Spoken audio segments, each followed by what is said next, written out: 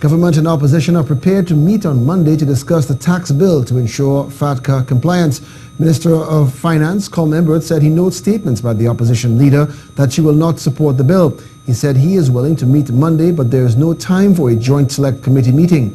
However, the opposition leader said she will only support a properly drafted bill and said there is time to meet before the September 30th deadline. Here's Melissa Dazarath. Minister of Finance Colm Imbert, in a media release, said the draft tax information exchange bill, which is now before the Parliament, seeks to bring Trinidad and Tobago in line with the requirements of the Foreign Account Tax Compliance Act, FATCA, of the United States of America.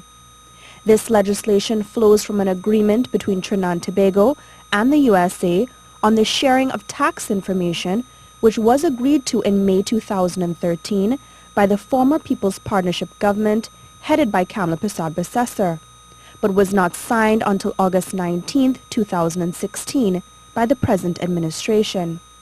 Minister Imbert said the bill is exactly the same and said the Minister of Finance will not have access to private information under the bill. He said only the Board of Inland Revenue, as obtains now, will have access to private information for tax reporting purposes. Although he said time does not permit the establishment, deliberation, and report of a joint select committee, Minister Imbert expressed a willingness to meet with the opposition as this is an urgent matter. Opposition leader Kamla Persad-Bissessor, however, believes there is sufficient time for the bill to be reviewed in detail and allow for appropriate consultations with stakeholders. She said the parliamentary agenda can be adjusted immediately to accommodate a comprehensive review of this most important piece of legislation.